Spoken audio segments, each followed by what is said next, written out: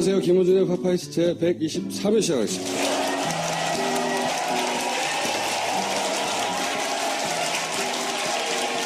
사실상 하야 사기당이 떴어요. 이게 하야면 물방개가 잠수함이에요. 이게 왜 사기인지 잠시 짚어보죠. 사실상 하야라고 계속 처음 들어본 얘기죠. 하야면 하야지 무슨 사실상 하야야. 이 속뜻, 그 다음에 속뜻풀이가 나왔죠. 다음날 어제 3차 담화가 있고 나서 속뜻은 뭐냐면 임기를 단축하는데 단축할 방법은 개헌밖에 없어요.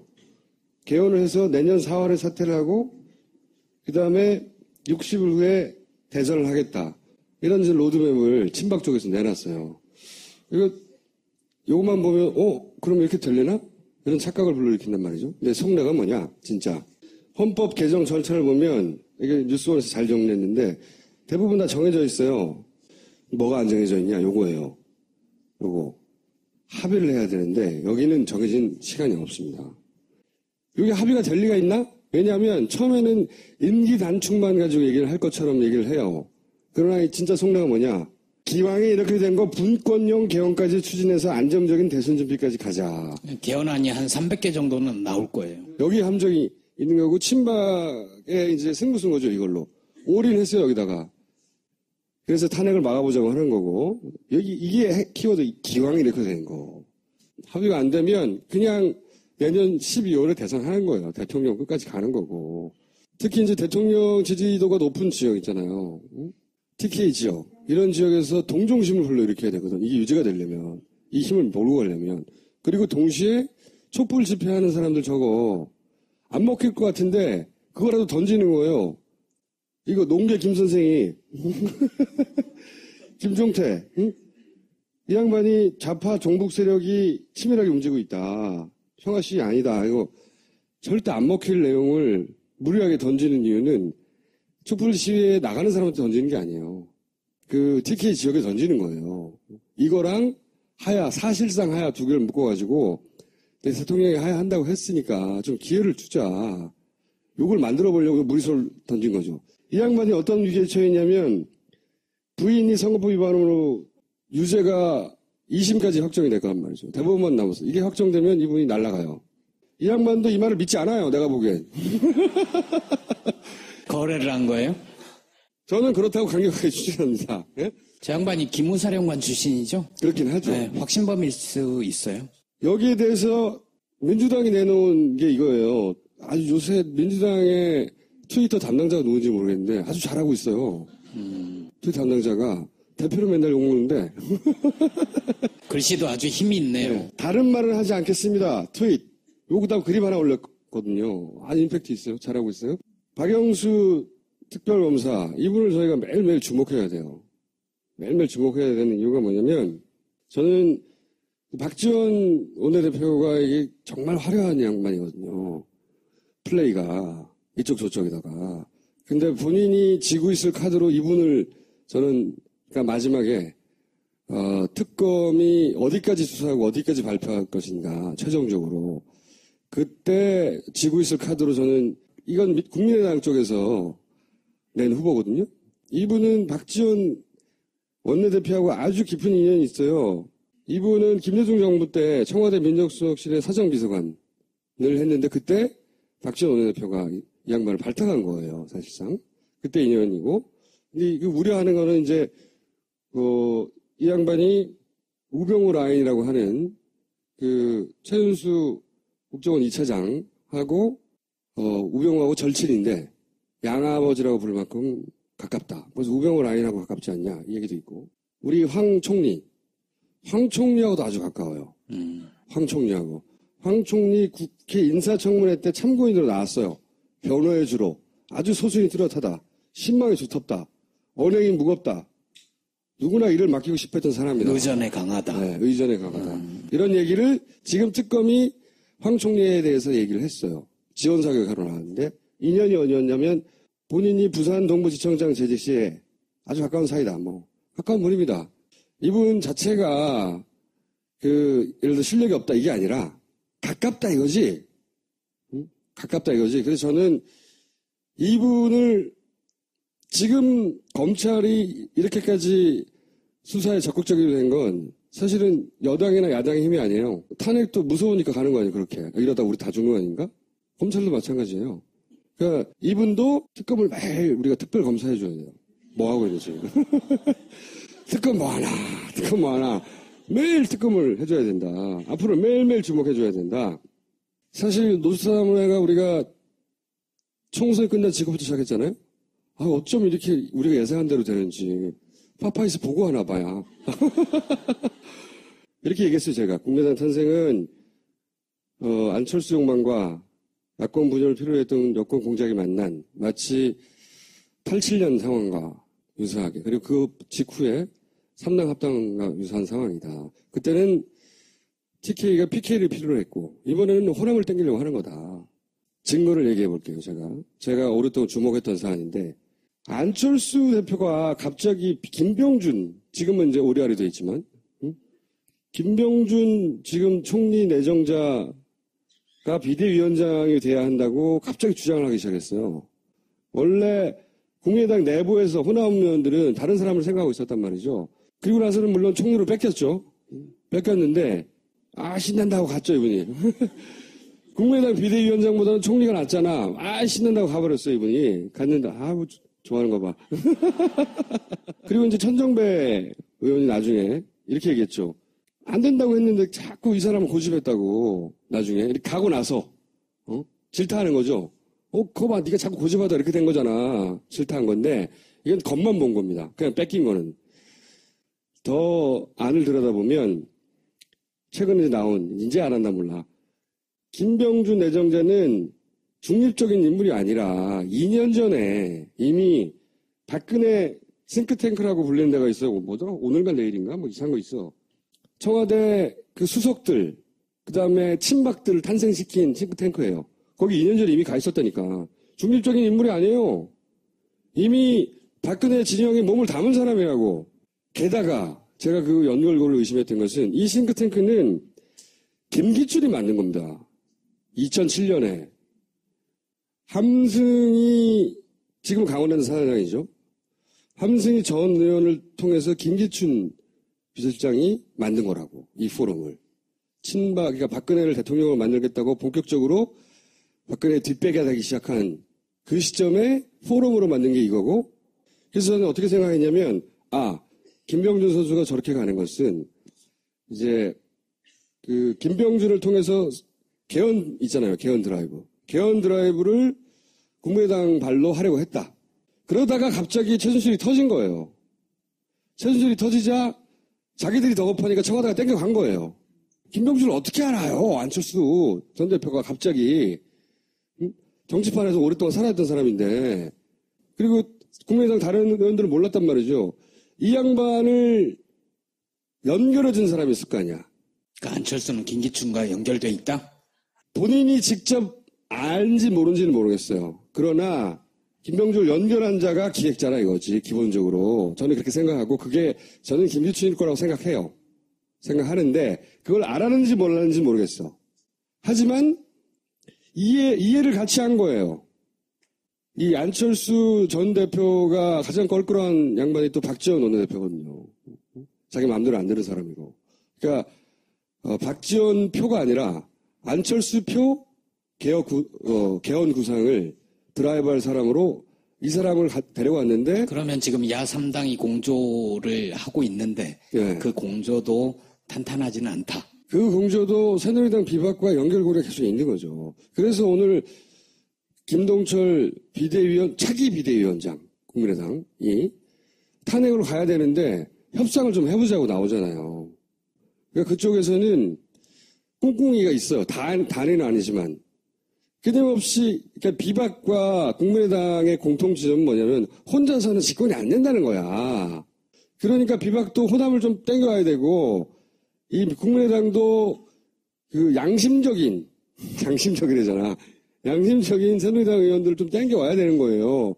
그래서 이해가 맞닿아 있는 거지. 그 고리 역할을 할 사람을 안철수 전 대표가 김병준으로 선택했는데 연결해준 사람이 기획자라니까. 이거 안철수 전 대표가 모르고 했다면 바보고 그럴 일은 없고요. 자기 당의 비대위원장을 데리고 오는 건데. 나 기획에 동의했다고 봐요. 그래서 저는 계속 지지할 수 없다는 거고. 그러니까 삼지대는 정리하면 TK가 PK를 끌어다가 이번엔 호남을 끌어들이려고 하는 건데 여기 동의했다니까? 적어도 국민의당을 끌어가는 분들 몇몇. 그래서 김병준을 통해서 삼지대 관치를 기획했는데 이해를 같이 했다는 거예요. 이렇게 되면 탈당도 사전 기획의 일환이라고 저는 생각합니다. 반기문 총장이 1월 1일 부인하고 이제 1월 중순으로 얘기했는데 1월 1일 들키니까 중순을 미룬 거지. 근데 반기문 표 6.29를 주의하라. 계속 얘기하지만 이런 시나리오도 가능합니다. 갑자기 6.29 선언하면서 막 하야를 끌어내고 가능한 시나리오. 그런데 실패했잖아요. 그러자 우리 박지원 원내대표가 탁 나옵니다. 우리를 돕는 김무성을 비판하지 말고. 필요하니까. 김무성도 안철수는 연대가 가능하다. 이런 얘기를 했죠. 이제 탄핵은 돌이킬 수 없는 이제 국면으로 돌입했다고 생각하고 지난주에 이 플레이를 시작한 거예요. 섣부른 판단이었지. 지금 김무성 입 다물고 있잖아. 어떻게 될지 몰라가지고 지금 눈치 보면서. 믿을 수가 없어 걔네들은. 어쨌든 2라운드에서는 안철수가 주도하려고 했던 그 개헌 드라이브를 이번에는 박지원이 내가 원하는 방향으로 끌고 가려고 했던 두 번째 시도가 있었죠. 이 시도를 사실은 아무도 모르는 사이 우리 정청래 의원이 혼자 청래 대첩이라고 혼자 이게 보도가 잘 안 됐는데 굉장히 치열한 싸움을 정청래 의원 혼자 박지원 원내대표가 하고 있었어요. 그 싸움을 어떻게 벌이고 있었는지 정청래 의원을 잠깐 보시겠습니다.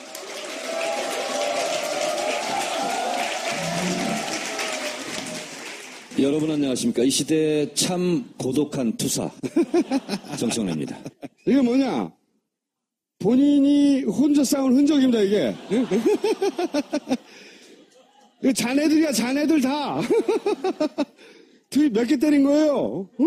이 대상이 전부 다 박지원이에요. 박지원 대표. 45방 날렸어요. 45. 트윗 대포 45방. 전투일지를 좀 공개하세요. 예, 맨 뒤쪽에 전투일지 있습니다. 이게 전투일지.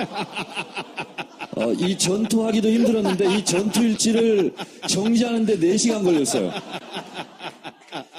첫 번째 전투가요. 24일 10시 58분에 시작됐는데 한 줄 기사였습니다. 2대1에서 나왔는데 박지원 대표의 워딩이었어요. 국민의당 정체성을 인정한다면 김무성도 연대하겠다. 그걸 보는 순간 갑자기 피냄새가 났어요. 피냄새가 났어? 그래서 10번을 그날 따다닥 썼어요. 10번을 그랬더니 썼어. 5.18에 맞춰서 오후 5시 18분에 박지원 대표가 저한테 전화를 했어요. 10방째. 네, 10방째. 그래서 막 화를 내더라고요. 그래서 제가 이런 얘기를 했어요. 아니 국민의당 정체성을 인정하면 김무성만 받아들이지 말고 김진태도 받아들이고 최순실도 받아들여라. 그때 저보고 정 의원 논리가 너무 비약한다는 거예요. 그래서 제가 그랬어요. 아니 91년 3당 야합 때 김대중 빼고 다 모여라. 한 게 3당 야합이고 그걸 대표님도 비판하지 않았습니까? 근데 지금은 본인이 나서서 문재인 빼고 다 모여라. 이런 걸 하는 것은 저는 노태우다 이렇게 생각합니다. 박지원 대표는 노태우다. 그걸 지금 노리고 있느냐 했더니 막 어버버 막 하더라고. 화를 막 내더라고요. 그러더니 뭐 내가 정의원 하는 대로 할 사람 같아? 그럼 제가 대표님 말씀대로 제가 공격을 중단할 것 같아요? 그래서 이 화기가 폭 끓었어요. 그리고 나서 계속 제가 이제 공격을 합니다. 본인이 이제 괴로웠나 봐요. 본인도 이제 트위터, 페이스북 이런 걸 많이 하잖아요. 그러니까 저를 한 번 더 공격하더라고요. 그러면서 민주당 일각에서 일베처럼 나를 공격하는데 내가 뜻을 바꾸지 않겠다. 그래서 제가 계속 공격을 해요. 그러니까 나중에는 내가 참겠다. 이렇게 얘기를 합니다. JTBC 나와가지고 실제로 농담투로 얘기했지만 김무성과 본인이 단일화 하겠다 이런 얘기를 합니다. 형님 국무총리 맡아주십시오. 그리고 형님이 국무총리 좀 맡아주십시오. 실제 이런 농담을 합니다. 그래서 이런 것까지 제가 총동원했어요. 총동원. 그리고 옆에 보면 김무성 있잖아요. 정치 인생에서 가장 후회되는 게 박근혜를 만난 거다. 웃기는 얘기 하지 마라. 친박 무성 연대로 나가서 박근혜를 지키겠다고 해놓고 정치값 좀 해라. 그러면서 김무성 대표까지 공격을 받아요, 저한테. 그러니까 본인들도 괴로운 거야. 그러니까 김무성 대표가 중앙일보에 인터뷰를 하면서 뭐라고 얘기하냐면 내가 박지원 대표랑 수시로 전화하고 다 작전 같은 것도 짜는데 꼭 박지원 대표가 먼저 발설해가지고 문제다. 이런 불만을 토로합니다. 그러니까 이제 박지원 대표도 이게 어쩔 수 없어요. 그래서 본인이 두 분만 좀 참아주시면 저도 이제 더 이상 그거 하지 않고 내가 언제 3지대 3당 합다고 한다고 했냐. 나는 국민의당의 정체성을 인정하면 받아들인다는 얘기했지 3지대에 3당 합당 한다는 얘기를 안 했다. 할 생각이 없다. 이렇게 본인이 물러나요. 그 순간 제가 승전부를 부르면서 청래 대첩이 드디어 일단은 완성됐다. 본인이 일단 물러났어요 지금. 네, 그런 상태입니다. 혼자서 왔는데 사실은 정치부에서는 요 싸움을 지켜보고 있었어요. 그죠? 네. 제가 요즘 무슨 트윗만 날리면 동아일보부터 시작해가지고요. 조중동부터 시작해서 인터넷 매체 한 3, 40군데에서 매일 기사를 씁니다. 검색 한번 해보세요. 근데 요 내용만은 안 써요. 요 내용만 안 써요. 근데 어제 저녁에 우연히 어느 일간지 국회 반장을 만났는데 지금 여의도 기자들 사이에서는 너무 흥미진진하게 이걸 보고 있대요. 두 사람이 도대체 어디까지 갈 건가. 그래서 지금은 이제 탄핵 국면이기 때문에 지금은 이것이 메인 이슈가 아닌데 탄핵이 어쨌든 마무리되는 순간 그 다음부터는 바로 비박과 국민의당이 합당을 할 것이냐 말 것이냐 연대할 것이냐 말 것이냐 이것이 이제 초미의 관심사가 될 수밖에 없거든요. 그래서 제가 제일 높은 지점에서 지금 쳐다보고 있어요. 유리한 고지를 선점해서. 그래서 그 국회반장 얘기로는 그 이후로는 정청래 의원의 인터뷰나 멘트가 세상을 덮을 것이다. 세상을 덮으면서. 그리고 전국을 주도할 것이다. 그리고 미리 어떻게 그것을 알고 이렇게 공을 쌓았냐. 그래서 다 혼자 생각했다. 파파이스에 출연해서 힌트를 얻은 것은 아니다. 이렇게 내가 얘기를 했죠. 국민의당하고 비박하고 합당할 가능성이 있어요? 있죠. 전체는 아니어도 일부. 그러니까 이런 시나리오가 가능합니다. 박지원 원내대표의 알리바이를 성립해주기 위해서 몇 명만 입당합니다. 저도 그렇게 생각해요. 몇 명만 입당하고 내 말이 맞지 않냐. 그리고 비박은 새로 이제 뭐 당을 만들든 하면서 시간 끌면서 박지원 대표가 얘기했던 이런 것이 희석되는 시간을 기다렸다가 전격적으로 대선을 앞두고 문재인 빼고 다 합당할 수 있죠. 그러면 합당 혹은 저는 단일화 이런 네. 것도 가능하다고 봐요. 그러면 민주당에 있는 비문 강력한 비문 의원들도 흔들려서 그쪽으로 쓸려갈 가능성이 대단히 높다. 그때 같이 탈당해서 합류할 것이다. 그래서 저는 너무 뻔한 시나리오죠. 왜 제2의 3당 합당이라고 그러냐면 민주당에 혹시 일부 탈당할 강력한 비문 하나, 국민의당, 비박 그러니까 3당이잖아요. 그래서 제2의 3당 야합이다. 그 길목을 지금 명량해진 울돌목 전사처럼 내가 선점해서 지금 깃발 꽂고 있다. 아무도 못 와 이제 내 옆에. 이거는 내 거야. 자, 여기서 이 와중에 말이죠. 박지원 원내대표의 이게 화려한 플레이, 굉장히 화려한 분이에요, 진짜. 예전에 홍준표 의원 시절에 그 양반도 그 플레이가 이 플레이가 화려한 분이잖아요. 저하고 친한 시절에. 저한테 그런 얘기를 한 적이 있어요. 누구는 어떻고 막 하마평을 하다가 정치인들 중에 제가 이제 박지원 의원은 어때요? 그랬더니 그 사람은 상대하면 안 돼. 요물이야. 유일하게 그 사람은 상대하면 안 된다고 했던 사람이 그 사람을 제가 지금 상대하고 있어요. 제가 그래서 요 마지막 지금 휴전합니다 하고 쓴 것을 제가 좀 의미를 말씀드리면 지금은요. 탄핵 때 비탄핵 세력이 지금 대결하는 구도처럼 보입니다. 그래서 박지원 대표는 지금 계속 변명을 어떻게 했냐면 나는 지금 탄핵을 위해서 표를 모으기 위해서 일시적으로 연대하는 거다라는 뉘앙스로 지금 뭉개고 있어요. 근데 그건 아니에요. 탄핵 이후가 박지원 대표의 목표입니다. 그래서 지금은 그래서 제가 휴전은 탄핵을 시켜야 되니까 일단 휴전하자. 좋다. 이렇게 됐어요. 그 다음에는요. 탄핵한 이후에는 개헌파와 비개헌파가 또 충돌하게 돼 있습니다. 그 국면을 지나면 제2의 3당 야합파와 그렇지 않은 파와 이게 대결입니다. 그게 대선입니다. 그래서 3단계 중에서 지금 1단계를 넘어가고 있는데 그래서 제가 제2의 3당 야합을 시도할 시 박지원 대표도 탄핵 대상임을 경고합니다. 그런 불행한 일이 없으시길 바랍니다. 하고 지금 정문 일침 반론권 보장 차원에서 박지원 대표를 한번 모셔야 될 것 같아요. 당연하죠. 네. 네. 그때는 둘이 같이 불러주세요. 생동감 있게, 꼼짝 못하게. 그건 현피예요, 현피? 네? 현피?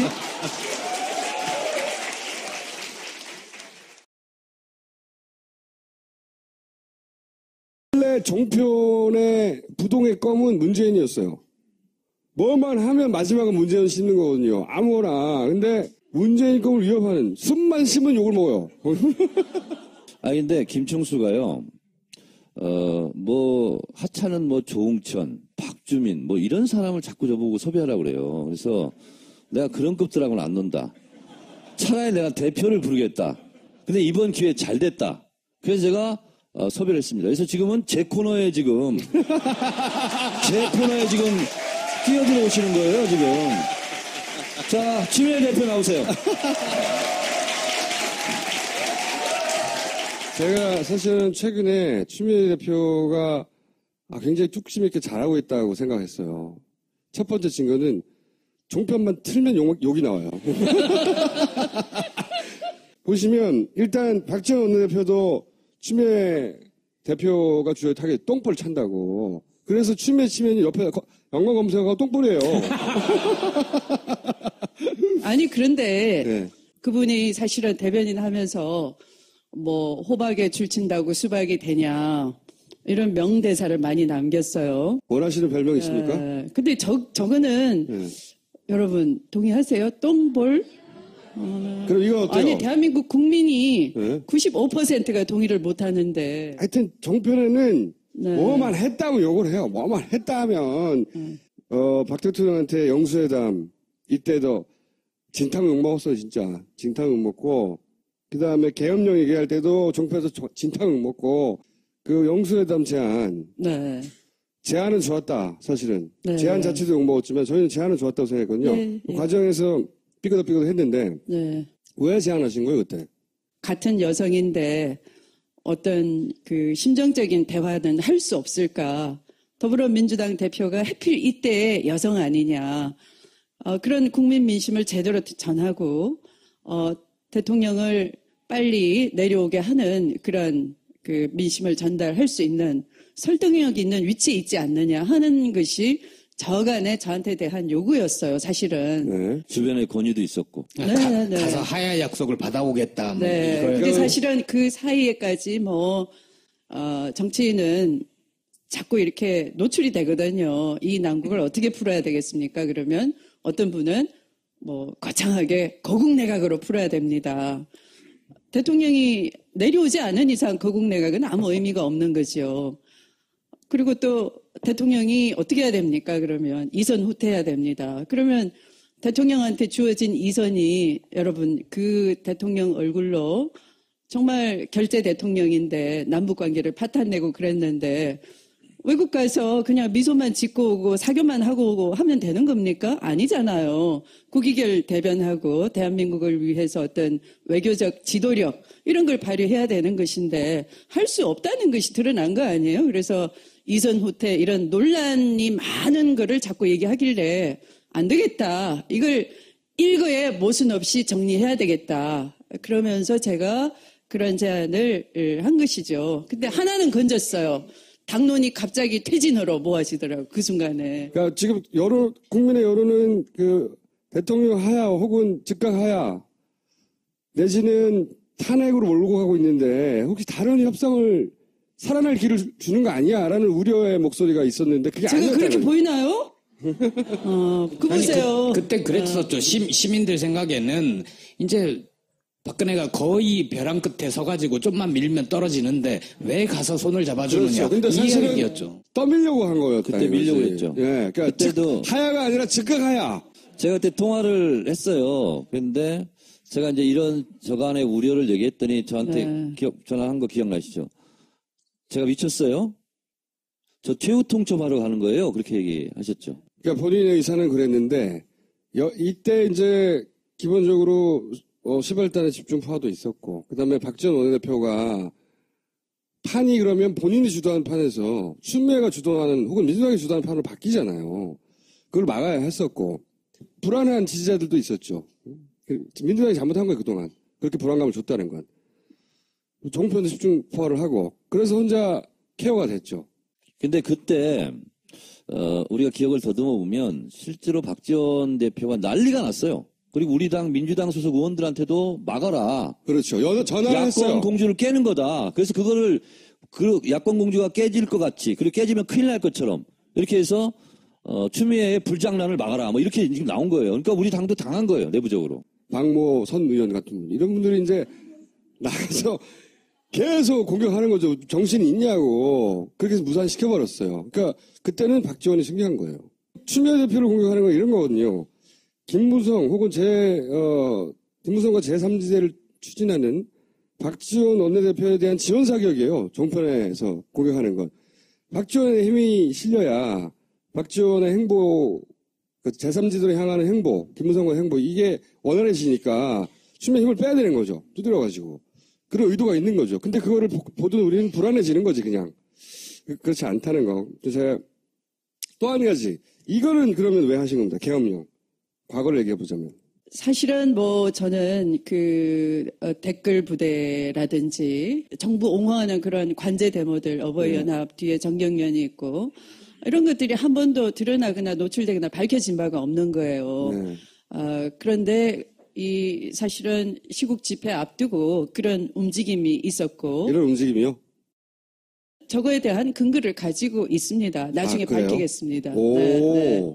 근거를 가지고 말씀하신 거예요? 그럼요. 네. 아직도 네. 우리가 조심해야 됩니까? 아니면 저렇게 말씀을 하시는 바람에 무산돼버린 거예요. 무산된 건가요? 야당 대표로서는 그런 모든 정보를 판단을 하고 또 국민을 보호해야 될 책무가 있고요. 그런 그 정치적 무게가 있는 야당 대표가 얘기하지 않으면 제대로 국민을 보호할 수가 없습니다. 그러니까 게시판에서 떠들어봐야 안 된다는 거죠? 떠들어봐야 네. 오. 그냥 카드라로 그치는 거죠. 그러나 저는 근거를 가지고 얘기한 것이죠. 그리고 그것으로 인해서 예방이 됐던 것이죠. 근데 뭐 여러분이 잘 아시다시피 국회의원은 그 국민을 보호하는 헌법적 책무를 다하기 위해서 면책 특권을 가지고 있는 것이고 이런 언론에 나와서 쉽게 얘기하면 그런 면책 특권의 대상법이 밖의 공간이니까 나중에 제가 무슨 근거로 그랬는지를 말씀드릴 기회가 있을 겁니다. 탄핵에는 비박이 필요하다, 현실적으로. 이런 입장이 있지 않습니까? 네. 2일날이 아니고 9일날로 가는 거예요. 어떻게 되는 거예요? 오늘 이 순간까지는 준비를 다 마치고 있는 상태입니다. 그러나 이제 아까 3당 대표 회담이 있었는데요. 오전에. 그런데 뭐 정의당도 사실은 그 신속한 탄핵으로 당론을 정한 바가 있고 그래서 더불어민주당과 정의당은 준비가 다 돼 있다고 할 수 있어요. 국민의당이 준비가 안 됐군요. 제가 이제 하도 그 야권 공조 하시니까 지금은 뭐 그 탄핵이 가열될 때까지는 말을 아낄 수밖에 없는 것이죠. 여기 나와서도. 제가 두 가지만 여쭤볼게요. 이 제 코너예요.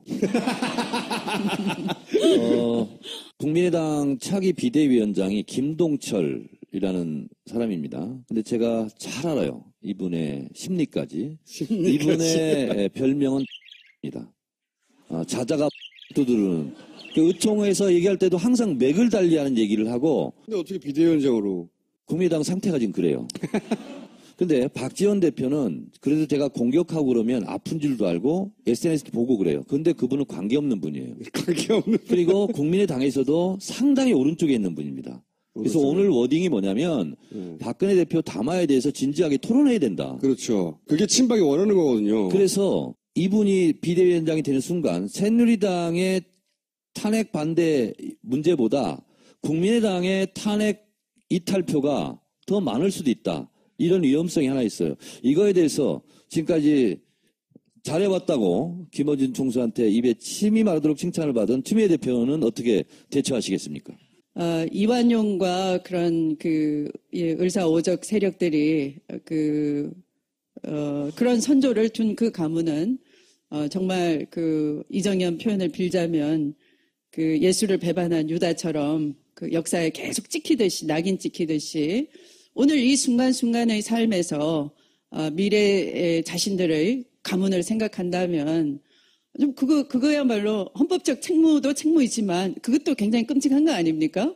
그런 점에서 한번 생각을 해 보시라는 거예요. 그래서 오늘은 이 야3당 대표 회동에서 양심 세력은 다 모여라. 이렇게 제가 양심 세력이라고 타이틀을 친박 비박 이렇게 구분하지 않고 드렸어요. 그걸 잘 알아듣고 새겨들었으면 좋겠습니다. 그리고 이건 뭐 더 이상 변명이 필요 없어요. 그래서 마지막 남은 국민에 대한 기회이다. 결코 이것으로 어떤 면죄부를 얻을 생각도 하지 말고 헌법적 양심에 따르라 하는 것입니다. 그리고 아마 이게 시간을 끌면 이제 저는 민심이 국회를 향한다라고 생각을 합니다. 거기에 그 누구도 자유스러울 수가 없다. 그래서 거기는 당이라는 경계도 넘을 수가 있다라는 겁니다. 이 자리에서 제가 또는 야당 차원의 공조를 말씀드렸습니다만 그 공조가 아무 의미도 없고 무력하더라. 결국 서로 공 떠넘기기를 하고 무책임하더라. 이렇게 국민이 그 얄팍한 그 관계를 아는 순간에 이 민심의 그 혁명적인 본물이라는 건 어느 누구도 막을 수가 없는 거예요. 그래서 국회로 그 날카로운 민심의 요구가 본물 터지듯이 밀려오기 전에 사실은 그 양심의 결단을 내려야 된다라고 생각하고요. 그게 아마 12월 2일을 넘기게 되면 그건 어느 누구도 예측하지 못한다. 지금 뭐 2일이니 9일이니 이렇게 계산을 하고 있지 않습니까? 그렇게 계산했던 사람들은 지금부터 어록이 계속 비수가 돼서 되돌아갈 것 같아요. 조심하시라 이런 말씀을 이 자리에서 드립니다. 민주당하고 정의당은 2일로 추진하는 거네요. 최소한. 2일로 준비하고 준비는 다 마쳤어요. 2일날 준비해서 국민의당과 비박계 일부가 참여해야 되잖아요. 만약에 그때 부결되면 어떻게 돼요? 국민의당까지 다 합치면 171석이 되고 거기에 29개가 모자라게 네. 되는 것이죠. 근데 뭐 하루 이틀 사이 어떻게 될지 모르겠는데 어쨌든 2일날 추진해서 안 되면 어떡하죠? 9일날 다시 하나요 그럼? 9일날은 안 되죠. 그거는 안 되죠. 그러니까 같은 회기 내에서는 안 되고 네. 다음 임시국회를 다시 한번 임시국회 소집해야 열어서 돼요. 다시 또 그럼 발의해서 임시국회를 다시 열려면 얼마나 기다려야 됩니까? 그건 1월 달에 열어야죠. 아니죠. 12월에도 열 수 있죠. 네. 12월 정기국회 며칠날 끝나죠? 12월 12월 9일날 9일날 이제 9일 날 끝나니까. 끝나죠. 11일부터 네. 다시 하면 되죠. 국회의원이 아니셔서 좀 아니 지금 언제까지 회기인지를 몰라가지고 출근을 안 하다 보니까 이제 비국회의원인 게 맞네 내가. 그러면 10일날 다시 열 수 있는 겁니까 그럼? 이론상 그렇지만 그러나 뭐 그 상당히 당내 사정을 핑계 대거나 할 가능성이 많습니다. 그렇죠. 네. 그럼 전략적으로 선택해야 되네요. 2일이나 9일도. 박근혜 대통령은 사실은 어제의 담화로 그 비박계에 겁박을 준 거예요. 친박계는 나 멀쩡하다 이렇게 건강한 모습이다 이렇게 노출을 하신 거고요. 나를 엄호하라 이런 교시를 내리신 거고요. 비박한테는 겁박을 하신 것이고 또 그건 국민한테 대한 정면 도전이기도 합니다.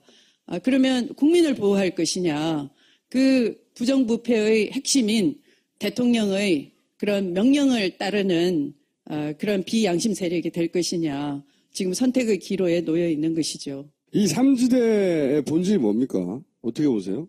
사실은 우리가 이 박정희 시대의 그 적폐 종언을 이제서 하는 겁니다. 맞습니다. 네.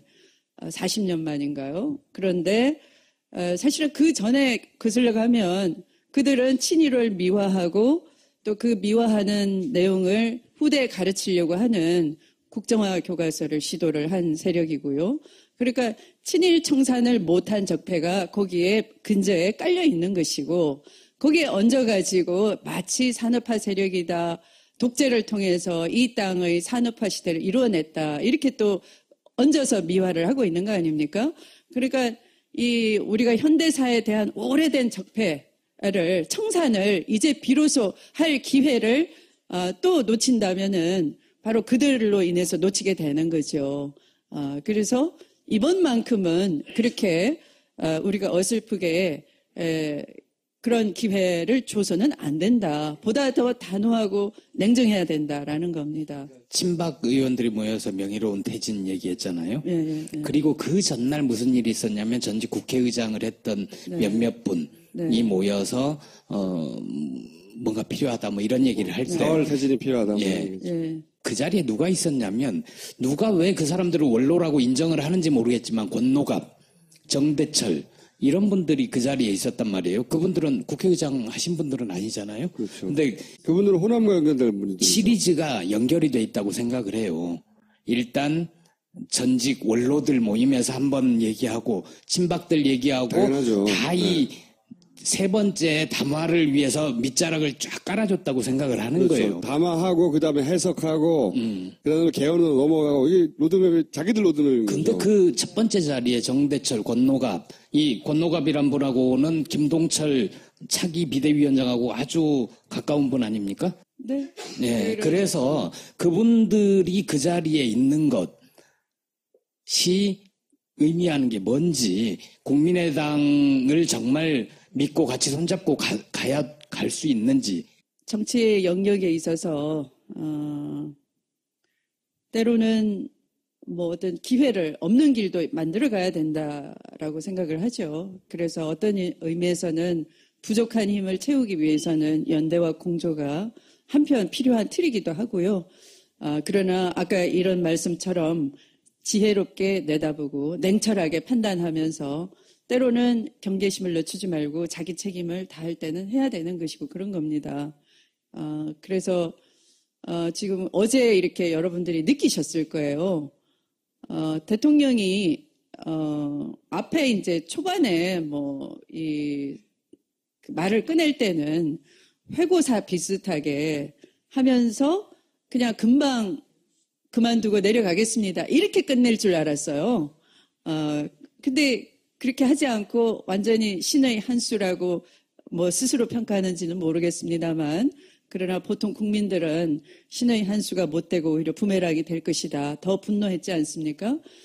본인의 진퇴를 국회에 맡기고 국회가 어떤 방안을 찾아달라 이렇게 됐는데 그래서 더 막 화가 막 났는데 그 718자를 말하는 내내 굉장히 행복해 보이는 얼굴이었다라는 거죠. 아니, 해법을 찾았다. 그래서 응. 이 말씀처럼 사전에 그런 이 진영의 다 정지 작업이 돼 있고 그런 일련의 계획 아래에 등장하신 것 아닌가. 제가 모시고자 했다는 이유 중에 하나도 기댈 데가 없는 겁니다. 제가 보기에는 뚝심 있게 가고 있거든요. 뭐 잔실 수준은 있었지만 욕 먹고 비판받는 거를 좀 담담하게 받아들이실 필요가 있어요. 왜냐하면 대표는 대표로 욕을 먹는 거예요. 네. 그러니까 과정에서 욕먹고 결과가 좋으면 되죠. 그렇다고 대표를 또 지난 이후에 칭찬해 주지도 않으니까 그게 아니었는 걸 알았다고 하더라도 그래서 여기 와서 기대시라고 제가 부른 거예요. 감사합니다.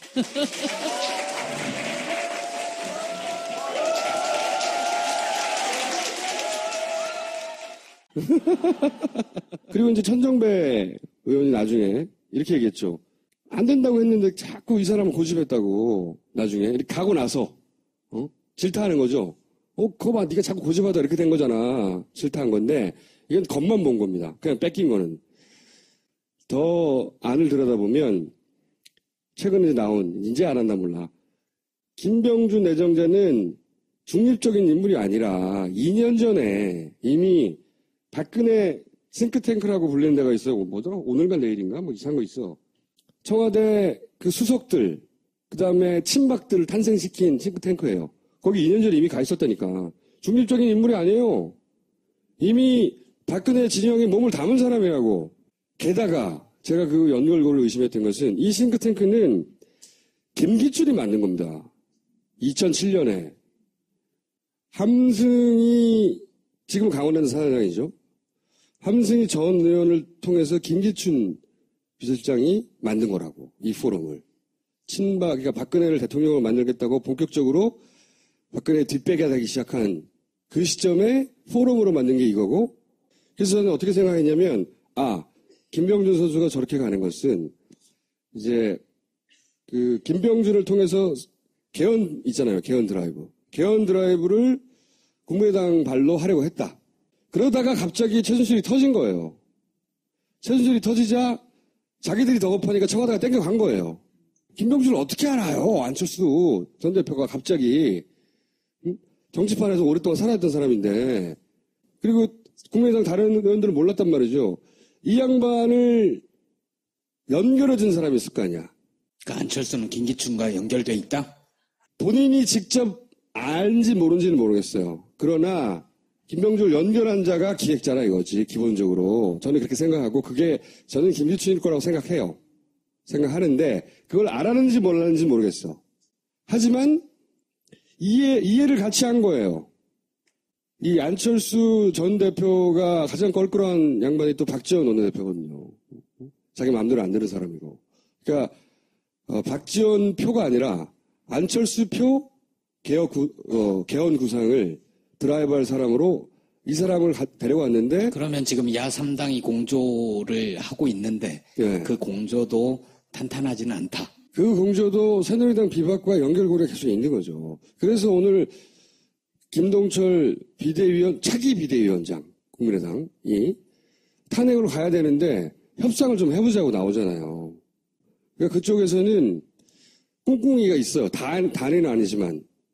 끊임없이, 그러니까 비박과 국민의당의 공통 지점은 뭐냐면 혼자서는 집권이 안 된다는 거야. 그러니까 비박도 호남을 좀 땡겨와야 되고, 이 국민의당도 그 양심적이래잖아. 양심적인 새누리당 의원들을 좀 땡겨와야 되는 거예요. 그래서 이해가 맞닿아 있는 거지. 그 고리 역할을 할 사람을 안철수 전 대표가 김병주로 선택했는데 연결해준 사람이 기획자라니까. 이거 안철수 전 대표가 모르고 했다면 바보고 그럴 일은 없고요. 자기 당의 비대위원장을 데리고 오는 건데. 기획에 동의했다고 봐요.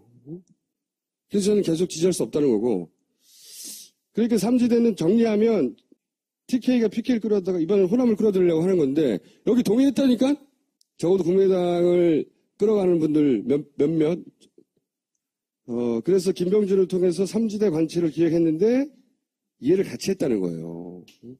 이렇게 되면 탈당도 사전 기획의 일환이라고 저는 생각합니다.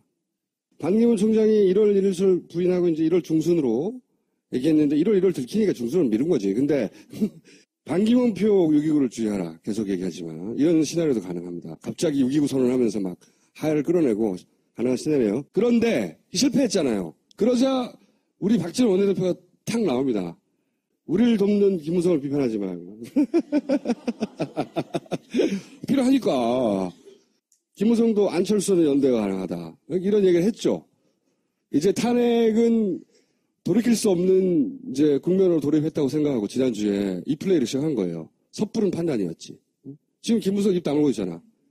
어떻게 될지 몰라가지고 지금 눈치 보면서. 믿을 수가 없어 걔네들은.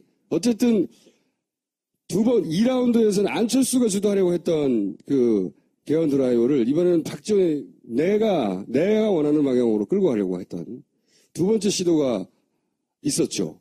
이 시도를 사실은 아무도 모르는 사이 우리 정청래 의원이 혼자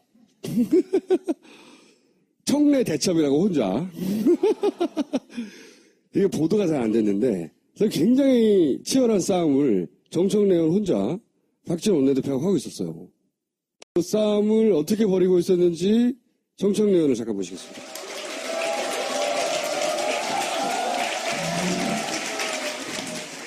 여러분 안녕하십니까. 이 시대의 참 고독한 투사 정청래입니다. 이게 뭐냐? 본인이 혼자 싸운 흔적입니다, 이게. 자네들이야, 자네들 다. 몇 개 때린 거예요. 이 대상이 전부 다 박지원이에요. 박지원 대표. 45방 날렸어요. 45. 트윗 대포 45방. 전투일지를 좀 공개하세요. 예. 맨 뒤쪽에 전투일지 있습니다. 이게 전투일지. 이 전투하기도 힘들었는데 이 전투일지를 정지하는데 4시간 걸렸어요. 첫 번째 전투가요.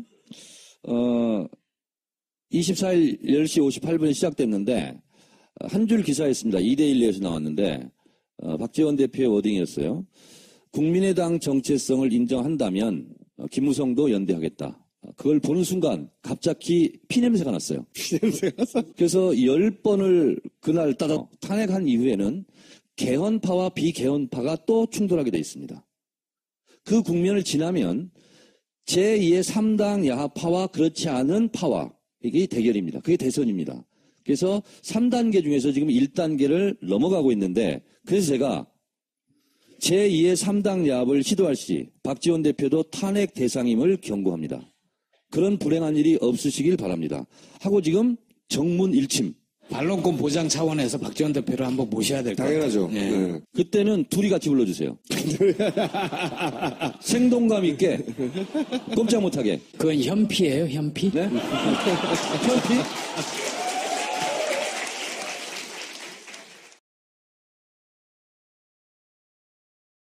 원래 종편의 부동의 껌은 문재인이었어요. 뭐만 하면 마지막은 문재인 씹는 거거든요. 아무거나. 근데 문재인 껌을 위협하는 숨만 쉬면 욕을 먹어요. 근데 김총수가요, 하찮은 조웅천, 박주민, 이런 사람을 자꾸 저보고 섭외하라고 그래요. 그래서 내가 그런 급들하고는 안 논다. 차라리 내가 대표를 부르겠다. 근데 이번 기회 잘 됐다. 그래서 제가 섭외를 했습니다. 그래서 지금은 제 코너에 지금 뛰어들어 오시는 거예요, 지금. 자, 추미애 대표 나오세요. 제가 사실은 최근에 추미애 대표가 굉장히 뚝심 있게 잘하고 있다고 생각했어요. 첫 번째 증거는 종편만 틀면 욕이 나와요. 보시면 일단 박지원 원내대표도 추미애 대표가 주요 타겟 똥볼 찬다고. 그래서 추미애 치면이 옆에 연관 검색하고 똥볼이에요. 아니 그런데 네. 그분이 사실은 대변인 하면서 호박에 줄 친다고 수박이 되냐 이런 명대사를 많이 남겼어요. 원하시는 별명 있습니까? 근데 저거는 네.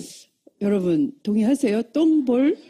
그럼 이거 어때요? 아니 대한민국 국민이 네. 95%가 동의를 못하는데 하여튼 종편에는 네. 뭐만 했다면 욕을 해요. 뭐만 했다 하면 박 대통령한테 영수회담 이때도 진탕 욕 먹었어요. 진짜 진탕 욕 먹고 그 다음에 계엄령 얘기할 때도 종편에서 진탕 욕 먹고 그 영수회담 제안은 좋았다. 사실은 네. 제안 자체도 욕 먹었지만 저희는 제안은 좋았다고 생각했거든요. 네, 그 네. 과정에서 삐그덕 했는데 네. 왜 제안하신 거예요 그때? 같은 여성인데 어떤 그 심정적인 대화는 할 수 없을까?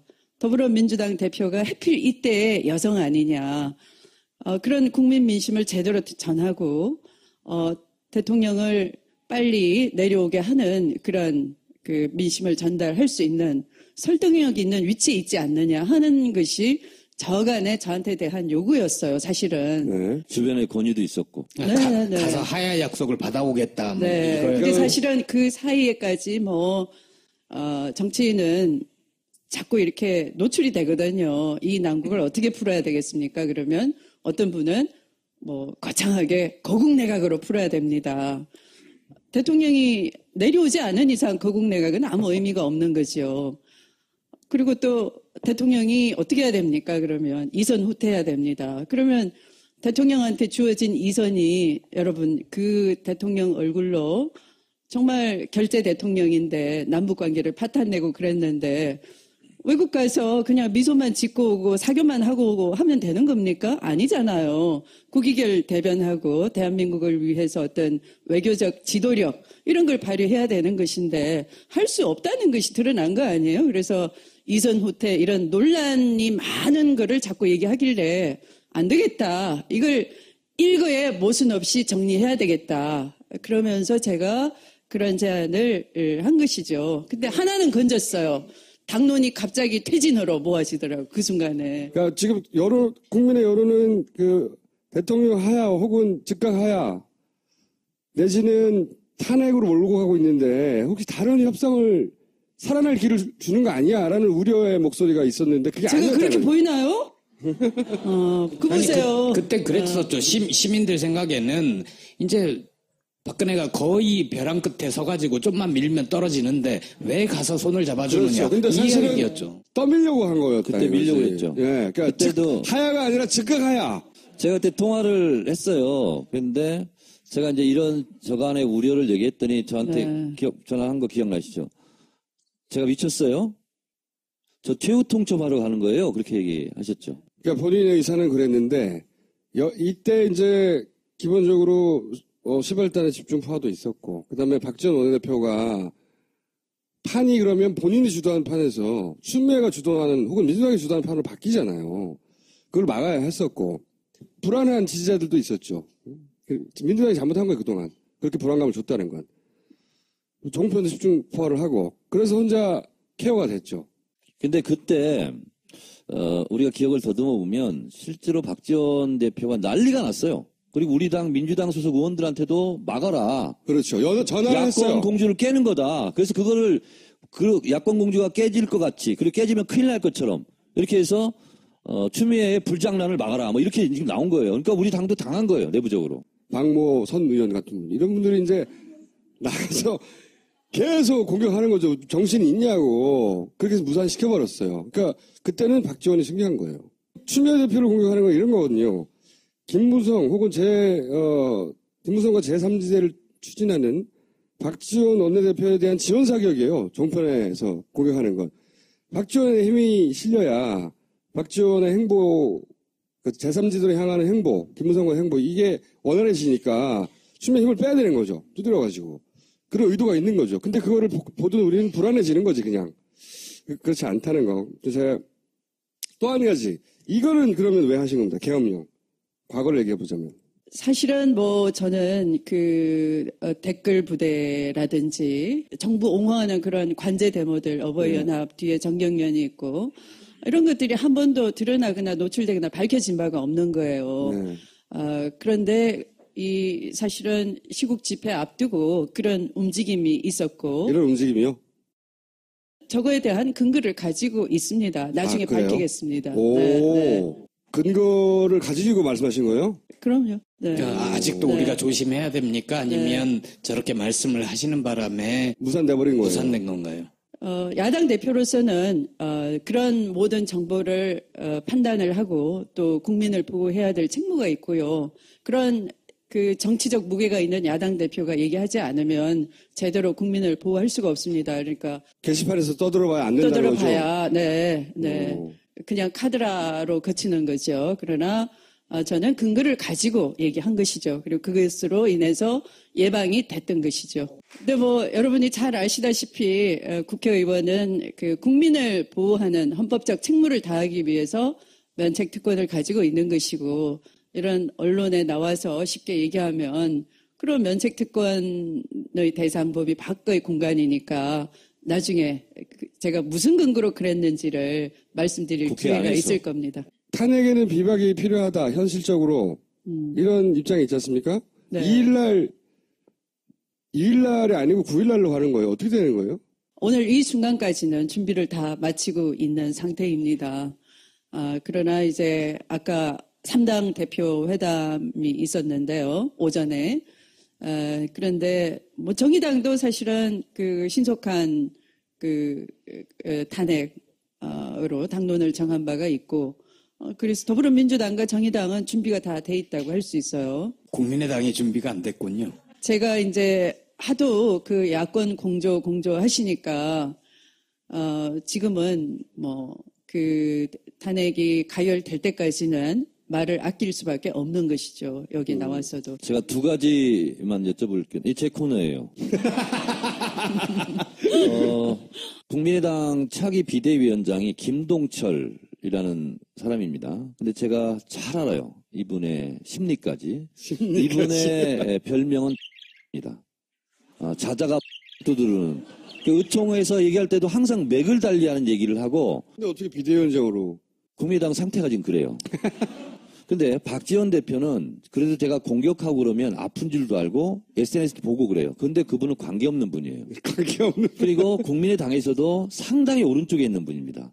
그래서 오늘 워딩이 뭐냐면 박근혜 대표 담화에 대해서 진지하게 토론해야 된다. 그렇죠. 그게 친박이 원하는 거거든요. 그래서 이분이 비대위원장이 되는 순간 새누리당의 탄핵 반대 문제보다 국민의당의 탄핵 이탈표가 더 많을 수도 있다. 이런 위험성이 하나 있어요. 이거에 대해서 지금까지 잘해왔다고 김어준 총수한테 입에 침이 마르도록 칭찬을 받은 추미애 대표는 어떻게 대처하시겠습니까? 이완용과 그런 의사오적 세력들이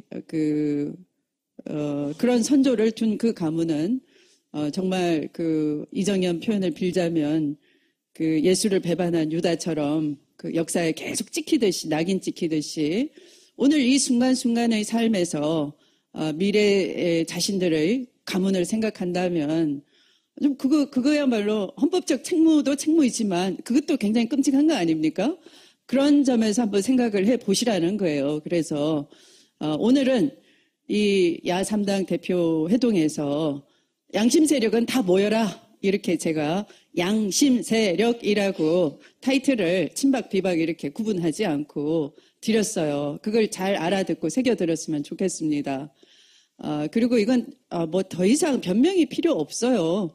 그래서 마지막 남은 국민에 대한 기회이다.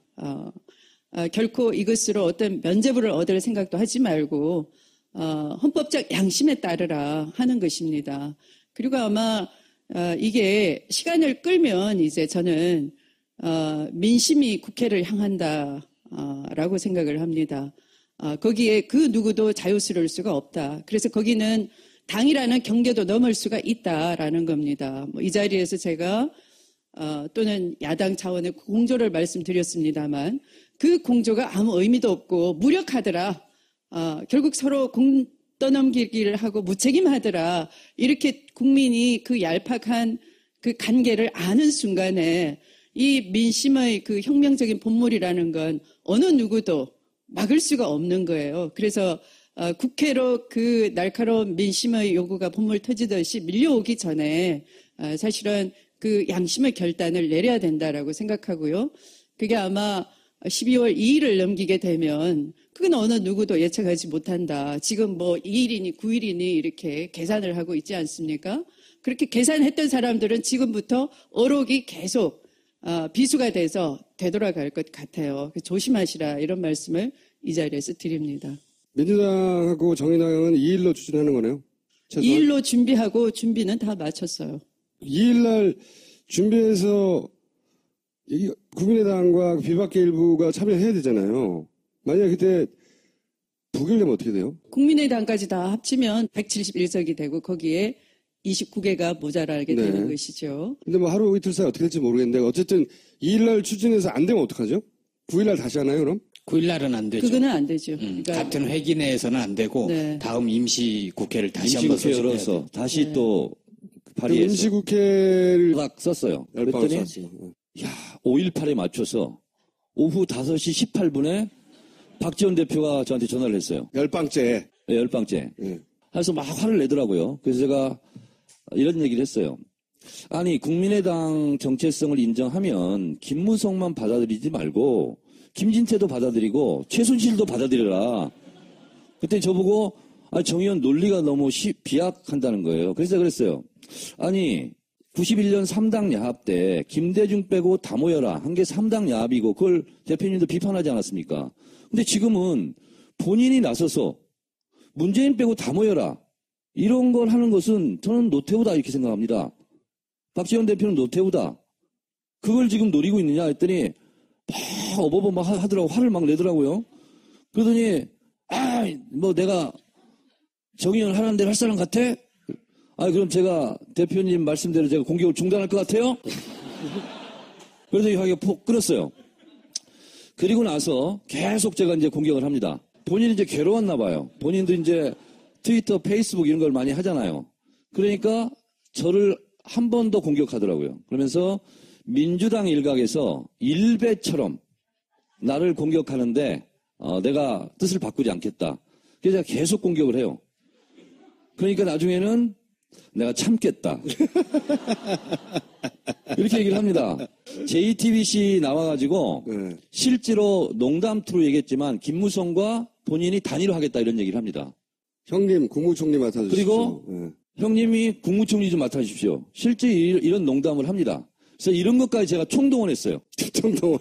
그리고 옆에 보면 김무성 있잖아요. 정치 인생에서 가장 후회되는 게 박근혜를 만난 거다. 웃기는 얘기 하지 마라. 친박 무성 연대로 나가서 박근혜를 지키겠다고 해놓고 덩치값 좀 해라. 그러면서 김무성 대표까지 공격을 받아요, 저한테. 그러니까 본인들도 괴로운 거야. 그러니까 김무성 대표가 중앙일보에 인터뷰를 하면서 뭐라고 얘기하냐면 내가 박지원 대표랑 수시로 전화하고 다 작전 같은 것도 짜는데 꼭 박지원 대표가 먼저 발설해가지고 문제다. 이런 불만을 토로합니다. 그러니까 이제 박지원 대표도 이게 어쩔 수 없어요. 그래서 본인이 두 분만 좀 참아주시면 저도 이제 더 이상 그거 하지 않고 내가 언제 3지대 3당 한다고 했냐. 나는 국민의당의 정체성을 인정하면 받아들인다는 얘기했지 3지대에 3당 합당한다는 얘기를 안 했다. 할 생각이 없다. 이렇게 본인이 물러나요. 그 순간 제가 승전부를 부르면서 청래 대첩이 드디어 일단은 완성됐다. 본인이 일단 물러났어요 지금. 네, 그런 상태입니다. 혼자서 왔는데 사실은 정치부에서는 요 싸움을 지켜보고 있었어요. 그죠? 네. 제가 요즘 무슨 트윗만 날리면 동아일보부터 시작해가지고요. 조중동부터 시작해서 인터넷 매체 한 3, 40군데에서 매일 기사를 씁니다. 검색 한번 해보세요. 근데 요 내용만은 안 써요. 요 내용만 안 써요. 근데 어제 저녁에 우연히 어느 일간지 국회 반장을 만났는데 지금 여의도 기자들 사이에서는 너무 흥미진진하게 이걸 보고 있대요. 두 사람이 도대체 어디까지 갈 건가. 그래서 지금은 이제 탄핵 국면이기 때문에 지금은 이것이 메인 이슈가 아닌데 탄핵이 어쨌든 마무리되는 순간 그 다음부터는 바로 비박과 국민의당이 합당할 것이냐 말 것이냐 연대할 것이냐 말 것이냐 이것이 이제 초미의 관심사가 될 수밖에 없거든요. 그래서 제가 제일 높은 지점에서 지금 쳐다보고 있어요. 유리한 고지를 선점해서. 그래서 그 국회반장 얘기로는 그 이후로는 정청래 의원의 인터뷰나 멘트가 세상을 덮을 것이다. 세상을 덮으면서. 그리고 전국을 주도할 것이다. 그리고 미리 어떻게 그것을 알고 이렇게 공을 쌓았냐. 그래서 다 혼자 생각했다. 파파이스에 출연해서 힌트를 얻은 것은 아니다. 이렇게 내가 얘기를 했죠. 국민의당하고 비박하고 합당할 가능성이 있어요? 있죠. 전체는 아니어도 일부. 그러니까 이런 시나리오가 가능합니다.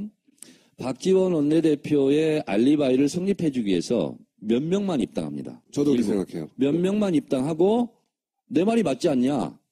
그리고 비박은 새로 이제 뭐 당을 만들든 하면서 시간 끌면서 박지원 대표가 얘기했던 이런 것이 희석되는 시간을 기다렸다가 전격적으로 대선을 앞두고 문재인 빼고 다 합당할 수 있죠. 그러면 합당 혹은 저는 단일화 이런 네. 거 가능하다고 봐요. 그러면 민주당에 있는 강력한 비문 의원들도 흔들려서 그쪽으로 쓸려갈 가능성이 대단히 높다. 그때 같이 탈당해서 합류할 것이다. 그래서 저는 너무 뻔한 시나리오죠. 왜 제2의 3당 합당이라고 그러냐면 민주당에 혹시 일부 탈당할 강력한 비문 하나, 국민의당, 비박 그러니까 3당이잖아요. 그래서 제2의 3당 야합이다. 그 길목을 지금 명랑해지는 울돌목 전사처럼 내가 손점에서 지금 깃발 꽂고 있다. 아무도 못 와 이제 내 옆에. 이거는 내 거야. 자, 여기서 이 와중에 말이죠. 박지원 원내대표의 이게 화려한 플레이, 굉장히 화려한 분이에요, 진짜. 예전에 홍준표 의원 시절에 그 양반도 그 플레이가 이 플레이가 화려한 분이잖아요. 저하고 친한 시절에 저한테 그런 얘기를 한 적이 있어요. 누구는 어떻고 막 하마평을 하다가 정치인들 중에 제가 이제 박지원 의원은 어때요? 그랬더니 그 사람은 상대하면 안 돼. 요물이야. 유일하게 그 사람은 상대하면 안 된다고 했던 사람이 그 사람을 제가 지금 상대하고 있어요.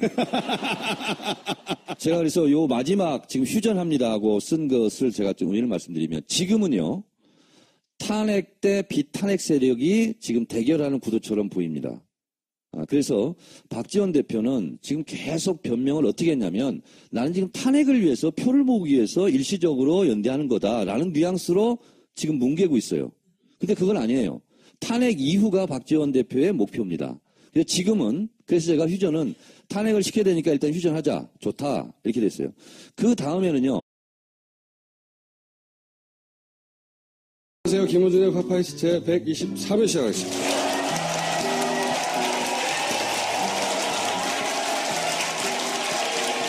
사실상 하야 사기당이 떴어요. 이게 하야면 물방개가 잠수함이에요. 이게 왜 사기인지 잠시 짚어보죠. 사실상 하야라고 계속 처음 들어본 얘기죠. 하야면 하야지 무슨 사실상 하야야. 이 속뜻, 그 다음에 속뜻풀이가 나왔죠. 다음날 어제 3차 담화가 있고 나서 속뜻은 뭐냐면 임기를 단축하는데 단축할 방법은 개헌밖에 없어요. 개헌을 해서 내년 4월에 사퇴를 하고 그 다음에 60일 후에 대선을 하겠다. 이런 이제 로드맵을 친박 쪽에서 내놨어요. 요것만 보면 그럼 이렇게 되려나? 이런 착각을 불러일으킨단 말이죠. 근데 속내가 뭐냐 진짜. 헌법 개정 절차를 보면 이게 뉴스원에서 잘 정리했는데 대부분 다 정해져 있어요. 뭐가 안 정해져 있냐? 요거예요. 요거.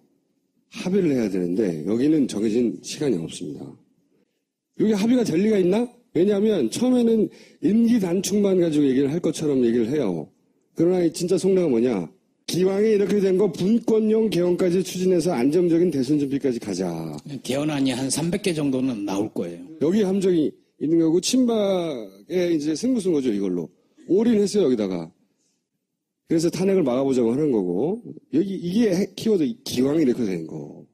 합의가 안 되면 그냥 내년 12월에 대선하는 거예요. 대통령 끝까지 가는 거고. 특히 이제 대통령 지지도가 높은 지역 있잖아요. TK 지역. 이런 지역에서 동정심을 불러일으켜야 되거든. 이게 유지가 되려면. 이 힘을 몰고 가려면. 그리고 동시에 촛불 집회하는 사람들 저거 안 먹힐 것 같은데 그거라도 던지는 거예요. 이거 농계 김 선생이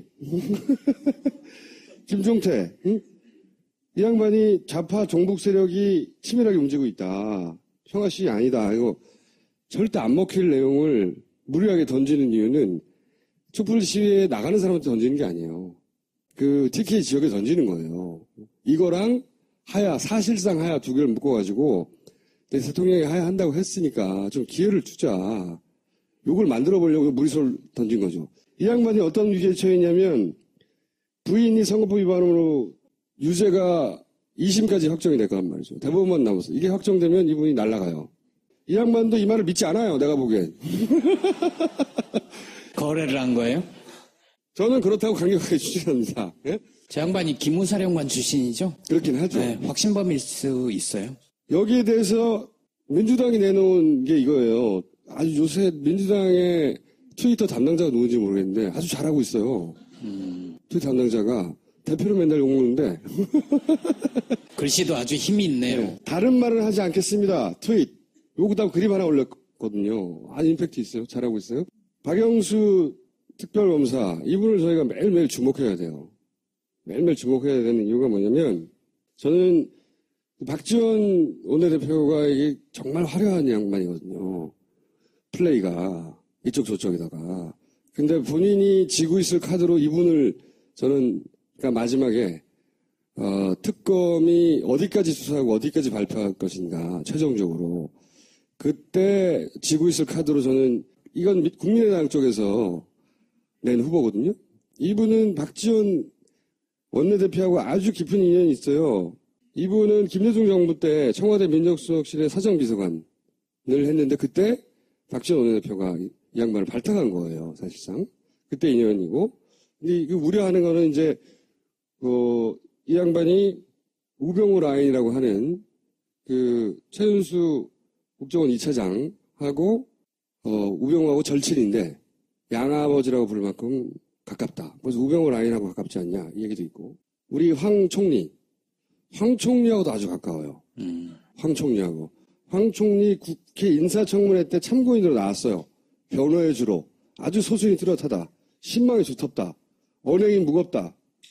누구나 일을 맡기고 싶었던 사람이다. 의전에 강하다. 네, 의전에 강하다. 이런 얘기를 지금 특검이 황 총리에 대해서 얘기를 했어요. 지원 사격하러 나왔는데 인연이 어디였냐면 본인이 부산 동부지청장 재직 시에 아주 가까운 사이다. 가까운 분입니다. 이분 자체가 예를 들어 실력이 없다 이게 아니라 가깝다 이거지. 응? 가깝다 이거지. 그래서 저는 이분을 지금 검찰이 이렇게까지 수사에 적극적으로 된 건 사실은 여당이나 야당의 힘이 아니에요. 탄핵도 무서우니까 가는 거 아니에요, 그렇게. 이러다 우리 다 죽는 거 아닌가? 검찰도 마찬가지예요. 그러니까 이분도 특검을 매일 우리가 특별 검사해줘야 돼요. 뭐 하고 있는 지금. 특검 뭐 하나. 매일 특검을 해줘야 된다. 앞으로 매일매일 주목해줘야 된다. 사실 노수사무회가 우리가 총선이 끝난 지금부터 시작했잖아요. 어쩜 이렇게 우리가 예상한 대로 되는지. 파파이스 보고 하나 봐야. 이렇게 얘기했어요, 제가. 국민의당 탄생은, 안철수 욕망과 야권 분열을 필요로 했던 여권 공작이 만난 마치 87년 상황과 유사하게, 그리고 그 직후에 3당 합당과 유사한 상황이다. 그때는 TK가 PK를 필요로 했고, 이번에는 호남을 땡기려고 하는 거다. 증거를 얘기해 볼게요, 제가 오랫동안 주목했던 사안인데, 안철수 대표가 갑자기 김병준, 지금은 이제 오리알이 돼 있지만, 김병준 지금 총리 내정자가 비대위원장이 돼야 한다고 갑자기 주장을 하기 시작했어요. 원래 국민의당 내부에서 호남 의원들은 다른 사람을 생각하고 있었단 말이죠. 그리고 나서는 물론 총리를 뺏겼죠. 뺏겼는데, 신난다고 갔죠, 이분이. 국민의당 비대위원장보다는 총리가 낫잖아. 신난다고 가버렸어요, 이분이. 갔는데, 좋아하는 거 봐.